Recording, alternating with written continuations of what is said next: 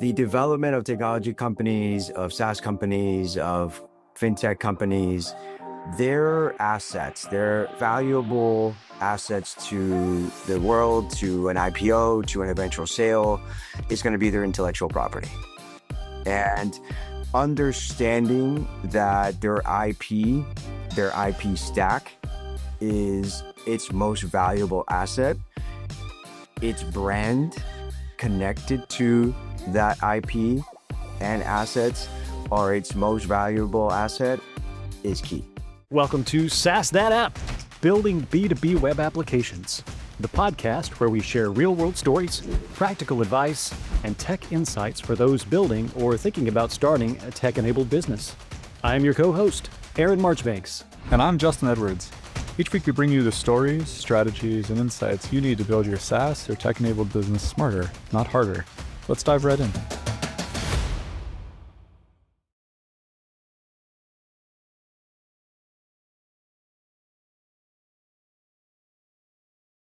Hello and welcome back to SaaS That App. With me, as almost always, my partner in crime and good friend over here, Justin Edwards. How are you doing, my friend? Hey man, it's been a busy week today. And it's only noon. And it's only noon halfway through the week. I would say downhill slide, but we're not quite there yet, and it never seems to feel like a slide. It just feels like continued uphill climb to Friday. George Carlin fans may be familiar with SHIOW, and yeah, it's one of those. Fair enough. HSIOW. Oh man, love me some Carlin. Well, joining us also today is Gabriel Saade, a partner at DarrowEverett LLP and chair of the firm's intellectual property and technology practice. Gabriel works with companies across the country, especially startups and growing businesses, helping them to protect their intellectual property, structure deals, navigate mergers and acquisitions, and avoid just all kinds of legal pitfalls that can derail a company as it's scaling. He also serves as outside general counsel to more than 100 businesses, advising founders and leadership teams on legal strategy and how to build durable companies, all of which we're going to get into today. Gabriel, welcome to the pod. Thank you. Good afternoon. Thank you for having me.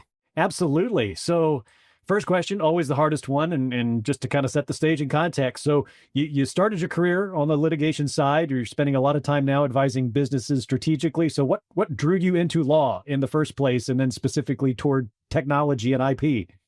What drew me into law? I wasn't prepared for that question. I had many things. You've never been asked that before, I know. No, you know what? I like to be honest about really what it was. It's not really a grand story. The truth is, and in short, I was a failed baseball player who found himself with a Duke degree, 2 injuries that weren't going to allow me to continue to pursue my career as a baseball player. And I was interested in businesses. I had already opened and sold an import-export company as a senior in high school. It was an import-export company of shoes from called Counsel. And we bought from them. We had an exclusivity deal. And then I showed up at Duke University as a starting shortstop and realized there is no way I am going to be a decent baseball player and run a business. So we sold it. But when I ended my career after a couple of injuries and realizing that I needed to find a new path forward, I had 4 years of baseball as in college. In summer ball instead of working. I was in the summer leagues. I was in the Cape League, Cape Cod League, trying to, make it as get scouted and make it as a professional baseball player at some point. And every single business application or MBA program that was available during that time wouldn't take me because I had no business experience. So my wife was at that time a 1L. She had her first year of law school, and she was like, why don't you just go to law? You can get in. You don't need any years of working experience. So do it. So I did it. I sat for the LSAT. I got into FIU Law School, where I started the law school career, and then I graduated from the University of Miami. And the reality is I found law school great. It was very competitive, especially the first year. You're really sizing up your competition. You're it was a battle. And for me, being a collegiate athlete, a really good one, and being at Duke, my days were already 16, 18-hour days between practice, workouts, post-workouts, and class, right? Trying to compete with one of the smartest people in the country. Every class, I felt like I was the dumbest person in there. And having that level of hard work and dedication when it came to just being a law school student, it was very easy. So that's how I got into law. To be honest, it was per happenstance. It was also 2 years or a year removed from, our depression, from my generation, right? So the '08 and everything that happened there. So it was hard to get into any real good job, because everyone from the years before me were waiting for those jobs to open up again, because there weren't any. Same thing with master's programs or MBA programs. They were so full. So our options were limited, and I made a decision that somewhat interested me. Both my parents were attorneys in Venezuela, which is where I was born and where they worked as attorneys. So it was somewhat in the background. And after my first L year, really after the first semester, being in that environment, competing, learning a new language, learning how to read and write and speak differently, which is what really the first L year is all about, is knowing the lingo, understanding the language, and being able to articulate it well. When someone asks you questions about it, I think that's really what it comes down to. And I fell in love with it. And I fell in love with the interconnectivity between, real life businesses and the law, and how intermingled it really all is, and how every single day, even our most basic relationships are all contracts, whether we realize it or not. Right. And so that's where it started. Not really a good way as to why I chose the law, but I just kind of stumbled into it and then fell in love with it. And the rest is history, as they say. No, I like it. And Justin, unless I'm misremembering, in an alternate timeline or a multiverse situation, you also were heading the lawyerly route. Yeah, kind of like Gabriel went to law school, was like, well, whatever, it's easy just to get into law school, apparently. Yeah, I failed going to law school because I got a computer science degree. But yeah, no, definitely interested in the law. I was actually headed a similar direction to, it seems like, where Gabriel went, whereas I was interested in IP law and corporate law and working with small companies and new companies. So yeah, definitely an interview I'm excited for, because it's kind of the path that I never got to walk, but I was on for a while before I found out that someone would write me a paycheck with a computer science degree, and that was the end of my academic interests. So it's amazing how that works out. So Gabriel, back to you. You found your own law firm, but before you joined a larger one, and so as we're kind of leading into where we're going to be taking the interview, we have obviously a lot of listeners that are very interested in business and entrepreneurship and things along those lines. So what lessons did you take away, or what did you learn from running or having your own practice that kind of taught you or maybe guided you into the situation you're in now, where you're part of a larger firm? I mean, there were so many lessons, it's going to be hard to include them all in this. So give me like a top 2 or something. Yeah, look, I think the most important thing I realized very early on was that my Duke degree, whatever accolades I received during law school, none of that really mattered when it came to opening up a law firm, getting clients, more importantly, keeping them happy and sustaining them throughout the growth of the law firm.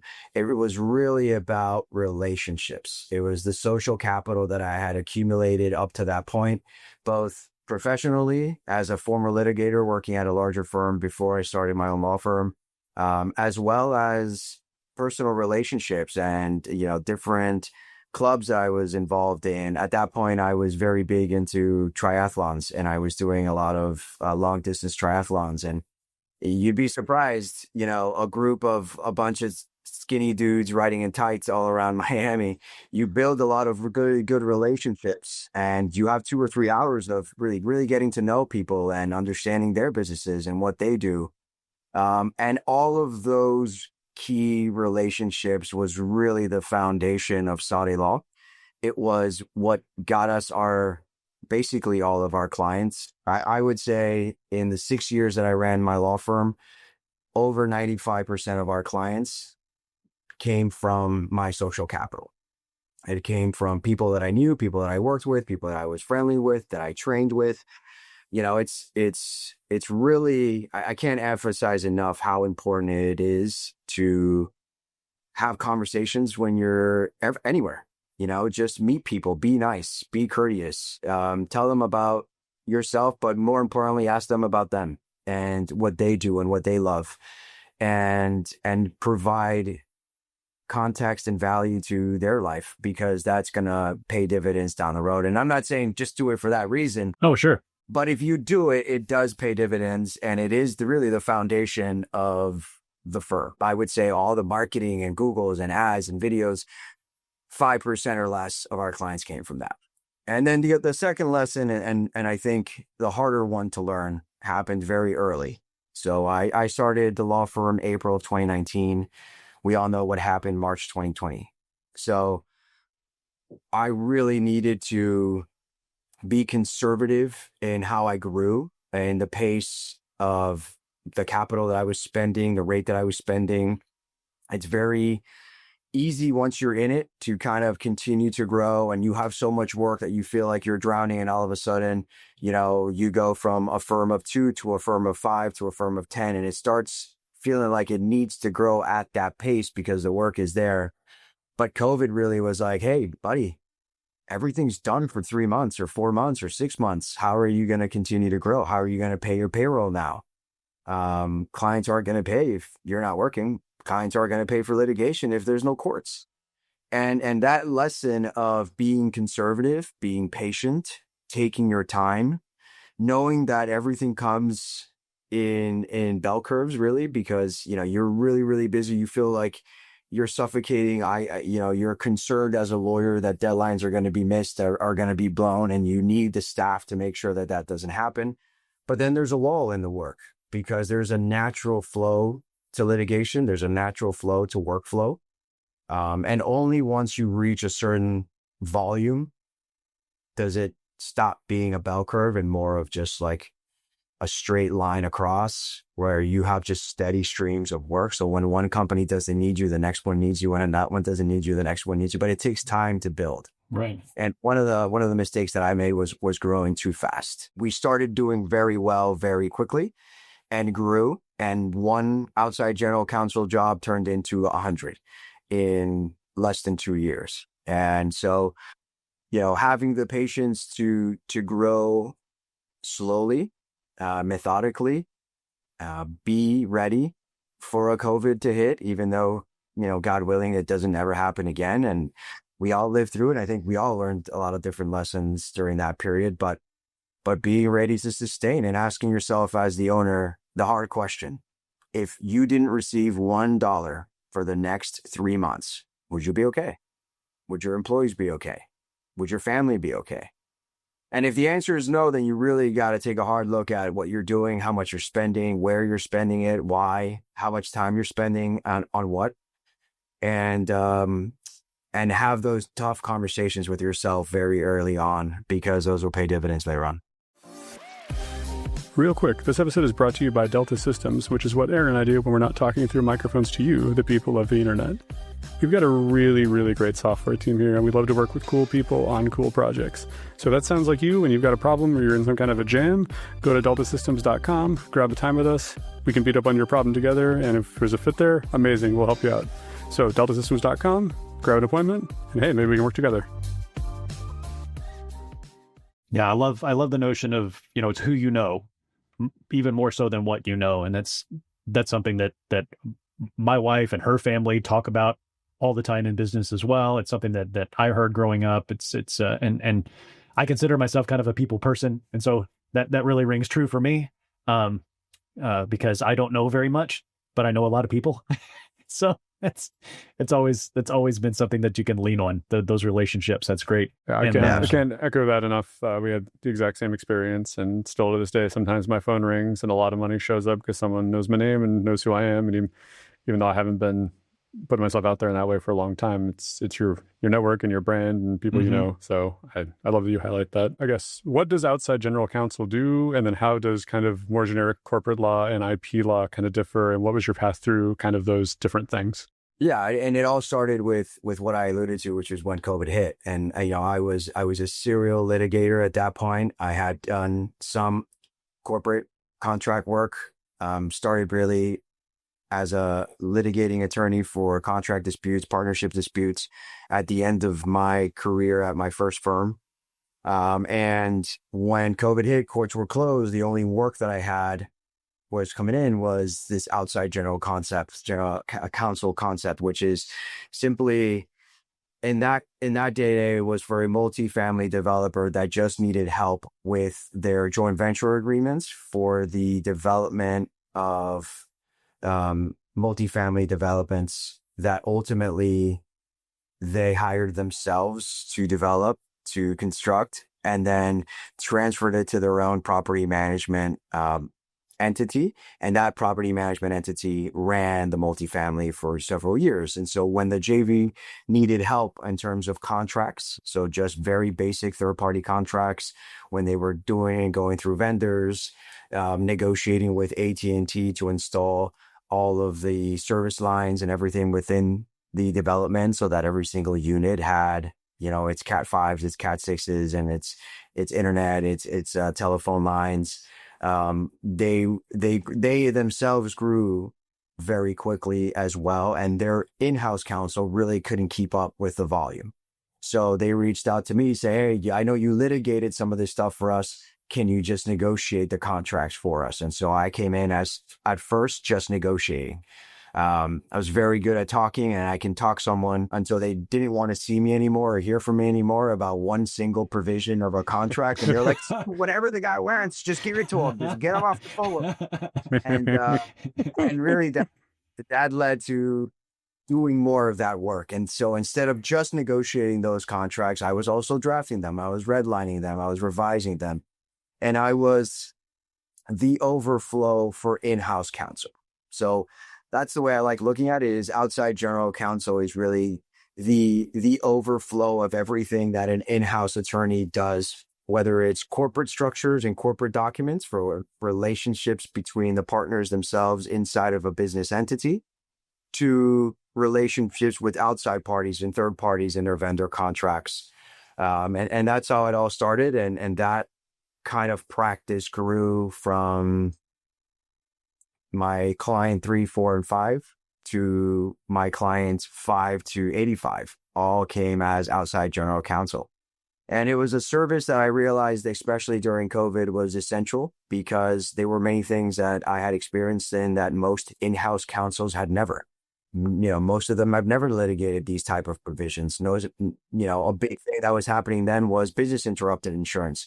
No one had business interruption insurance. No one really looked at their insurance policies as a business owner to determine, this isn't a force majeure necessarily. This is COVID. This is not defined. This is something that has stopped all businesses, and my insurance company should be prepared to cover my losses.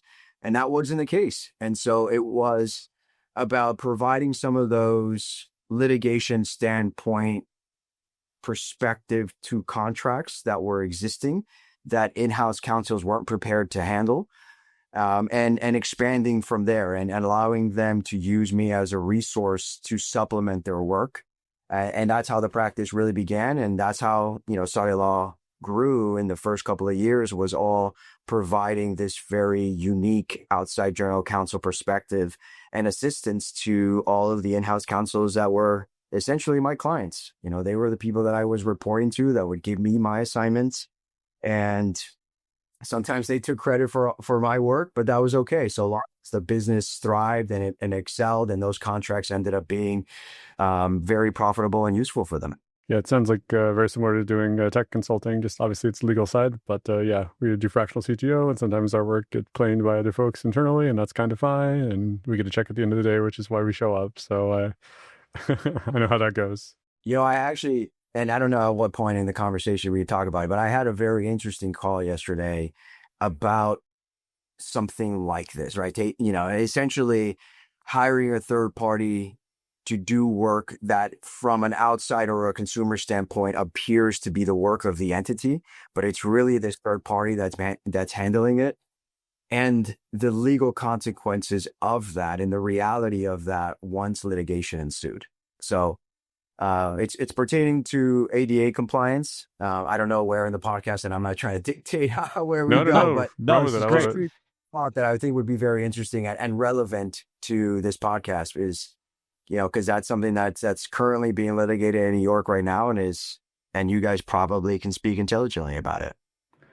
Yeah, tell me more about the scenario. What was the issue? Oh, okay. Well, so I don't know if I'm allowed to say names, but I won't say names. But there is a company, a software company that you hire to review your website for ADA compliance. Mm-hmm. And they do that. And they go and they run audits of the websites. They make sure that all of the functionality of the website is working properly, that anyone, whether disabled or not, can fully access every aspect of that website, whether it's ordering, whether it's finding a location, whether it's contacting someone, it is accessible. And the reality is that they make those changes to the outside world and it appears like it's fully functional. But the moment you stop paying their monthly services, those changes, those compliance changes that were made go with that subscription. They actually don't do the changes on your website. They have an overlay over your website that from the outside world appears that, hey, this is compliant. This is all working. This is fully functional. It is accessible. You stop paying your monthly fee, your website goes back to what it was before you ever hired these people. So all the work that you've been paying for, all of the accessibility that you thought your website now had and that was in full compliance is not compliant because you stopped paying that monthly fee. Well, so I can imagine that it's like a really useful thing for some business where like they have this complicated website, maybe they paid someone to build it, they don't really have technical people on staff, they don't really know how to manage it anymore, and now I come by with a monthly subscription offering where I can take that thing and without having to get into the guts of this mess, I can make it ADA compliant and get them what they need. If that's a monthly fee, it's a weird business model, but I could understand it being a benefit to somebody. I guess if I'm also paying them hourly to make the changes, and then they take that stuff away. Why aren't they making the changes to the actual website? Why are they just doing it on an overlay that is essentially work product that they keep and they take with them? And that you're essentially married. And I wouldn't even say married because to me, marriage is a good thing, right? So you are bound in handcuffs with this company essentially for the rest of the life of your business. And how is that? And if the regulation changes, nothing's adaptable unless you pay. And if that company gets sued because those changes were never actually made and it is not accessible, that liability falls squarely on who? The people that you hired and guaranteed your website was going to be accessible, or is it the business themselves who, didn't have the technical expertise to understand that the changes that were being made to your website weren't actually being implemented? They were just a fancy little overlay to the outside world that made it accessible, but only if that add-on, only if that plugin was at the bottom of your website and you were paying that monthly subscription. And if they wanted to increase your subscription or double it or triple it, you had to do it. And if you didn't do it, guess what? Now you're not accessible anymore. And the 10,000 plaintiffs lawyers that are out there, basically attacking all business owners, not just your large business owners, small mom and pop shops, small landlords, they're all getting attacked for the same exact thing. Your website isn't compliant, it's not accessible. And that plugin that you're no longer paying for, because you thought, you guys already made all the changes. Why do I have to keep doing this? Which makes sense as a business, right? Why are you going to keep that on your balance sheet? In fact, was never made, and they took it with them. I just don't understand why I would pay someone a subscription fee and then also pay them an hourly fee to make changes. Like if I'm paying them to write code, I realize it's contracts, but I should own the work product for that. And if I'm paying them for a service and they're doing this overlay to earn my subscription revenue, that makes sense too, I guess. I won't, I'm not going to talk about liability or legal stuff with a lawyer on the phone. Normally I'll opine about that stuff, but not when I have an actual lawyer on the call. But the business model seems morally dubious to me. Like it seems like this is kind of like designed to be in kind of an ugly entrapment style business, and that kind of gives me the creeps a little bit. Yeah, and that's why they're being sued in the Southern District of New York right now. But the problem is, in the meantime, there are hundreds of thousands of companies, all of which relied on the representations of this company to make their websites accessible, that are now subject to lawsuits. And you know what the reality is? I defend a lot of these companies. It's part of what we do. It's money in my pocket every time someone gets sued for ADA compliant, whether it's website related or brick and mortar. And I do it to my own detriment in a way that I feel like it's fundamentally unfair. And if you're paying for a service, you need to be very diligent about what it is that you're getting, whether or not you own that work product, and that's something that you can keep and take with you. And what are the consequences if there's a failure, or if they're, in this case, your website isn't accessible? Who bears the responsibility of doing it? Do you have the right indemnity provisions in your agreement? Do you have the ability to be held harmless if in fact you get sued for this exact thing that you were paying to prevent? And it, it's created a very, very, I wrote an article about, ADA lawsuits and how pervasive they are, and how destructive they really are. And it's really a problem for the legislator, and we're not going to solve it on this podcast, but it is very frustrating. And it becomes super, super important. And that's just another example of why sometimes your pure in-house general counsel, a guy that has never stepped foot in a courthouse, has never had to litigate the contracts that they're assisting their companies in executing, doesn't have the necessary perspective to realize this isn't enforceable, this isn't fully transparent, and I'm not really getting the coverage and the indemnifications that I need to really protect my client and my business from future liability. It's a sad reality, and it's one of those things that, when COVID hit, we realized very soon that this is something that we can really provide a different perspective, and this outside general counsel concept really created. So we also have clients who deal with, and sorry to jump on you, Aaron. We also have clients who deal with these kind of ADA trolls, I'll call them, where people, and they're just mass marketing these nasty grams to people saying that we looked at your website and it's not ADA compliant, and for $5,000 we'll go away, otherwise we're going to file a lawsuit. So those trolls have gone away, a lot of them, because enough people have called their bluff, but now they're actually filing these suits. So you go into I say New York because I was just talking about New York. I'm licensed in New York as well as Florida and 10 other states. But New York, the Southern District of New York just got over 2,500 website ADA cases filed in 3 months. So they've turned those letters into actual lawsuits in federal court, which is very scary for a lot of business owners. It's a lot of, it's nerve-wracking for general counsels and those who don't do this kind of work. And you have to act quickly. You have 20 days. If you don't have an outside litigation counsel to retain counsel, hopefully find someone competent enough that has done this, that has an expert that can go and provide you with a certificate of conformity and say, no, you're wrong. We were actually fully compliant, and here's why. And it is a process, and it is something that unfortunately companies really need to take into consideration soon. So where is the line where this crosses into, like, I forget the correct term, but you're litigating to be a menace? Like it's just like nuisance litigation. How does that get sorted out? It doesn't. And the reality is federal courts don't want these cases on their docket. They're going to push you to settle. I had a court in the Southern District of Florida on its own, sua sponte, on its own accord, submit an order saying, you guys, I'm going to close the case out. You have 30 days to settle. Send me your settlement at the end of the 30 days. If you don't settle, I want you to tell me why. So they themselves already closed the case conceptually, really prohibiting us from really providing a defense, and instructed us to settle the case. That's basically talk to the hand. That's like the legal equivalent of talk to the hand, right?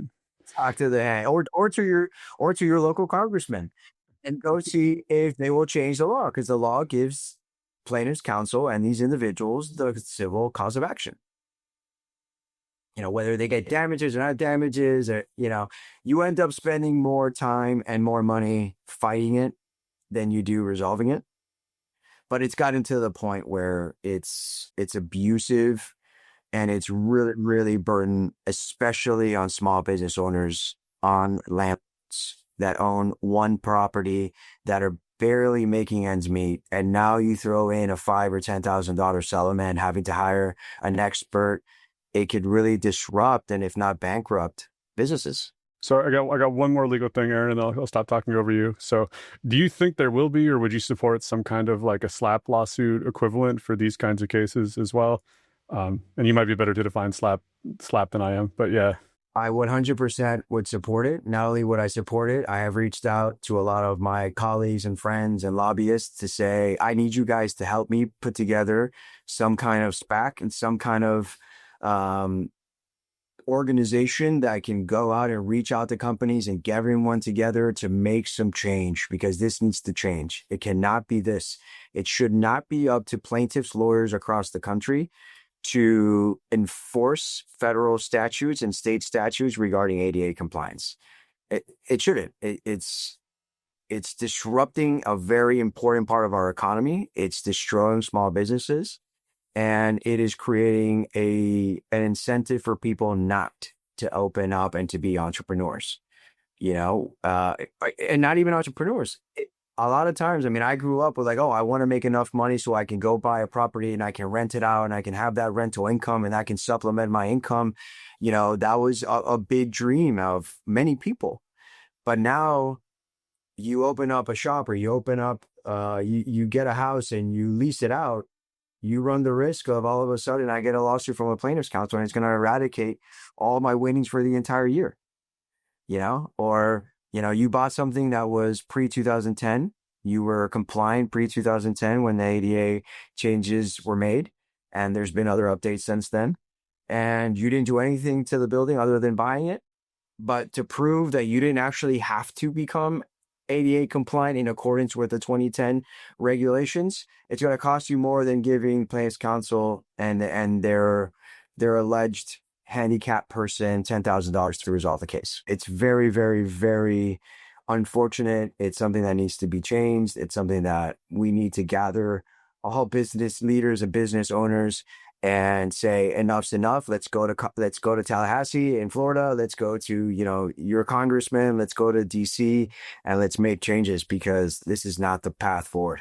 And so this is not about not being accessible. This is about people, plaintiffs' attorneys, using the legal system to extort money, using bad laws and a bad legal system to extort money out of small business owners who, when there's not an actual damage or there's not an actual grievance. We're not anti-accessibility. That's absurd. But this system is what's being done right now, kind of in the name of the system, is bad. And there's got to be a better way for us as small business owners to be more accessible and to do a better job, but also not face this kind of bullying and extortion, which is, in my mind, what it plays out to.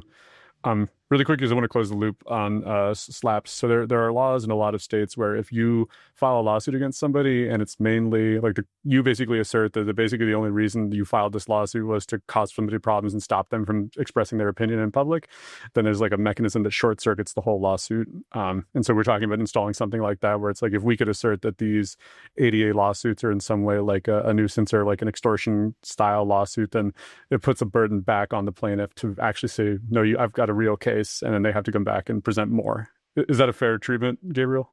Absolutely. And you know what? I would say, and most people that I've dealt with, that I've represented, and it's thousands at this point, unfortunately, they will all say the same thing.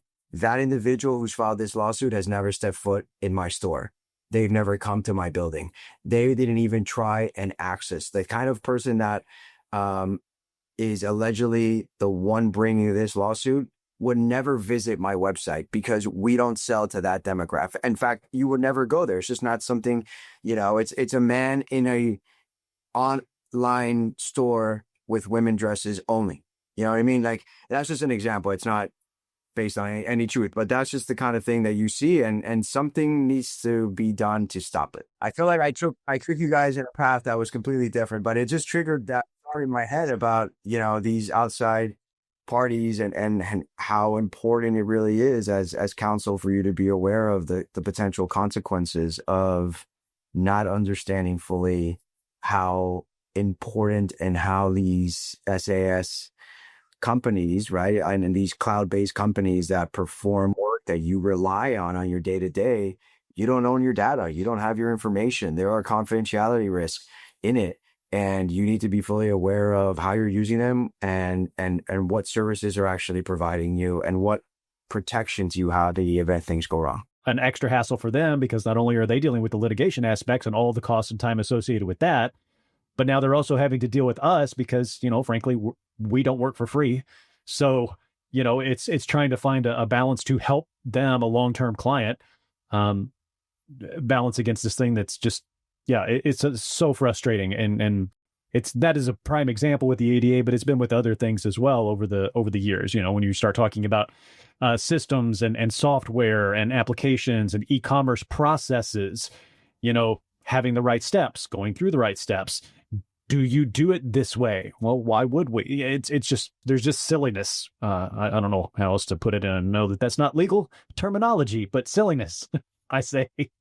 I want to step back a little bit and I like, this is going into my next question pretty well, but taking the focus off of ADA specifically, and also now generalizing this to technology and software companies in a broader sense, what kinds of legal mistakes or legal footings do you find that founders and CEOs and entrepreneurs make really early on that become very expensive later?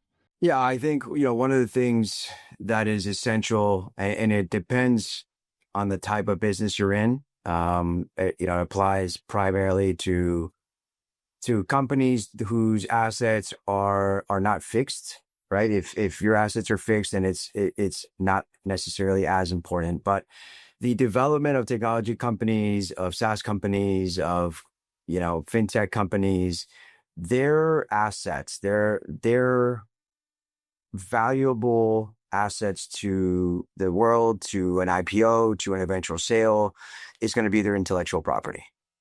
And understanding that their IP stack is its most valuable asset, its brand connected to that IP and assets are its most valuable asset, is key.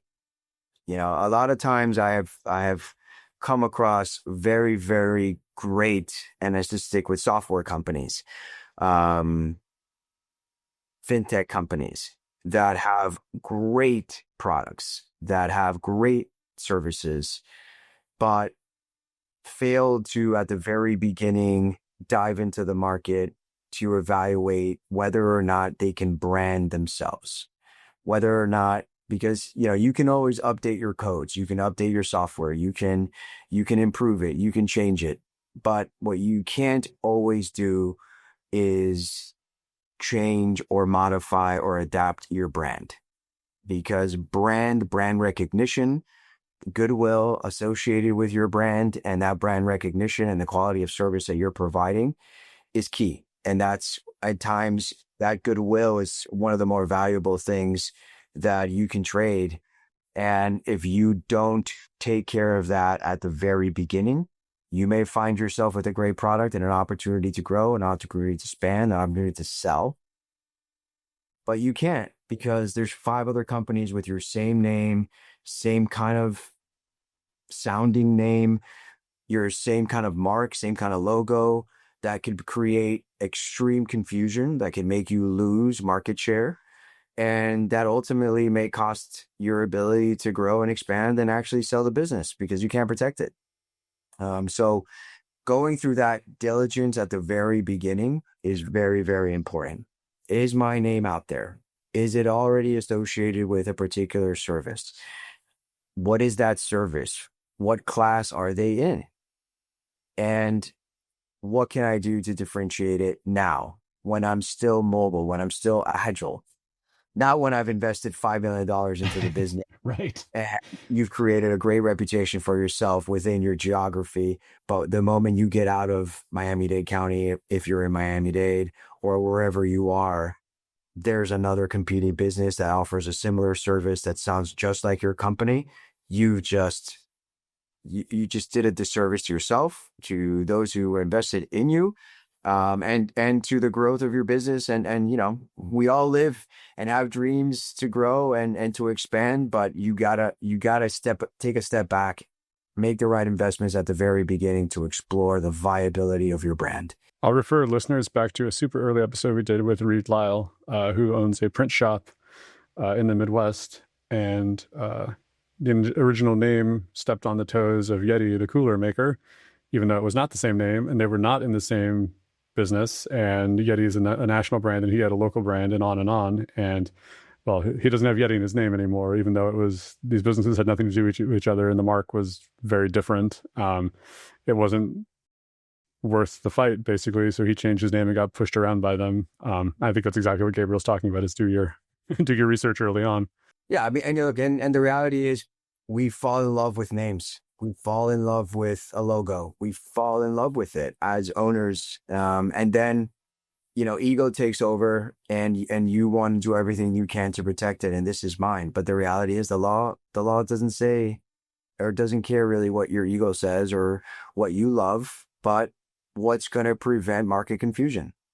And that's really the job of the USPTO at the federal level and other trademark and patent offices is we need to protect the integrity of the names and brands that have worked very hard to provide a good and service and be associated with it.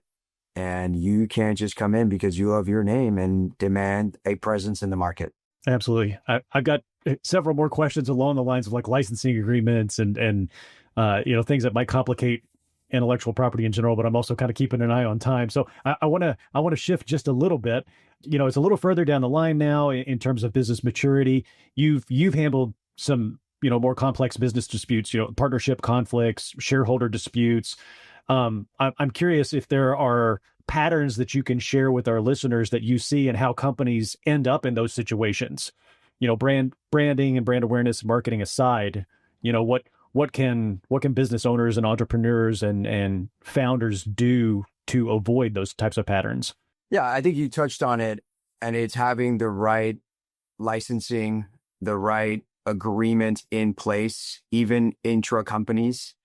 What a lot of things that occur over time is the owner himself is the registered owner of a mark. The company is now a multi-million-dollar company.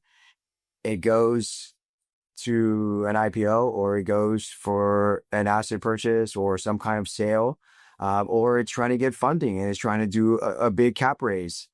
And people are saying, okay, what does the company own?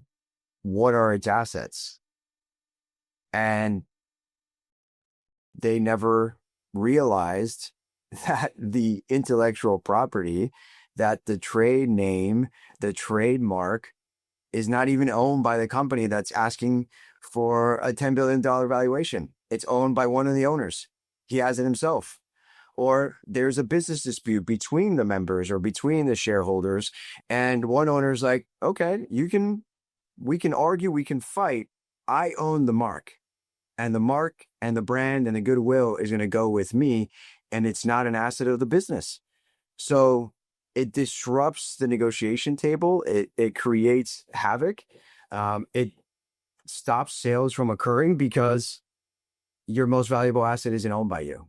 And you never looked at it or determined the reality of it. And they just think, well, I'm the owner. I'm the guy. I'm like, yeah, but it's the business that you're trying to ask other investors to invest in. And you don't own your own IP, or the company that's raising the money doesn't own its own IP. I think that's a very common mistake, and it happens. You'd be surprised if I gave you the names, you'd be like, there's no way that company did that. And that's the reality of it, is that there's that those corporate documents, those internal agreements, those internal licensing agreements, a subsidiary has grown and it's outpacing its parent company. And the parent company has been the one that really pushed this up to grow and funded it. But they never had a licensing agreement between them. And the parent company wants to continue to use that mark. And now the sub has grown big enough to say, no, this is our brand. You don't have any rights over the brand. Thank you for your capital investments. You'll get your returns as a member or a shareholder if you structured it that way. but we're going to grow and we're going to independent and we own our own IP and you don't even have a license to use our IP. It happens a lot. So take care of your internal documents as much as you want to protect against third parties and you want to have those licensing agreements. You also want to make sure that those internal contracts are in place. That was actually going to be kind of my next question is how, what can people do to prevent that, to mitigate that sort of an issue? And, is it something just as simple as making sure it's under the name of the business and not the person? And then how does that wrap around larger intellectual property like code bases, like the actual software itself outside of like the marks and the branding? It's all contract based and it's all got to be put into a structure that makes sense for those who are paying for that code, for that software to be created, to be developed, and having those agreements in place to ensure that any and all work product that is created is retained by the person who is investing for it to create. So I hire Justin and Aaron to develop some really, really fancy technology and take my business to the next level. Whenever you're done, I own what you did. And if I don't have that very clear, if my contracts aren't very explicit about that, you guys can take it and run. And now what am I going to do to protect myself? For any current or future clients, we have a very clear assignment clause in our contract where you own all the IP that we write for you as soon as you pay us. Thank you, Justin. Yeah. Wanted to mention that. Yep, let's make sure that is out there. Yeah, as soon as you make that last payment, it becomes and automatically, without any need for anything else to trigger any other provision, it gets assigned to the owner, to the true owner, not the developer, right? But you'd be surprised how many agreements don't have that very clear. No, it's incredibly important, especially because the default is the person who did the writing owns the rights, unless it's assigned, I believe. Right, it's your creative work. Yeah. So we actually had a customer recently that was uncomfortable with even we own it until the payment, and we're like, well, we can solve that really easily. We just advance the payment. So and they're like, that's great. So we get paid before we even do the work, just so that there's at no point ownership to us, and that was totally fine. We changed our contract, and no big deal. So yeah, super important. The next level of what we're talking about is what's going on with AI. Right? So I hire you to make some type of software development. You use AI in part to provide me with the work product. The AI was the one that in part created the work product that I am now receiving. Who owns the work product? Did you actually do the work? Is your contract fulfilled because you in part provided services through the use of some generative AI tool rather than your own skills, your own abilities? And how do we differentiate between that? How do I, negotiate a reduction in what I'm paying you? Because ultimately half of your job was done by something else. And then in using that generative AI, did you supplement or teach or train that generative AI based on confidential information that I provided you, of which we have a NDA or some kind of confidentiality agreement with, but that doesn't apply to whatever platform you used? If you put that information into chat GPT and it spits something out and you use part of that, well, what contract did I have with them, or did you have with them? And how did you protect mine? Did you breach it by using this generative AI?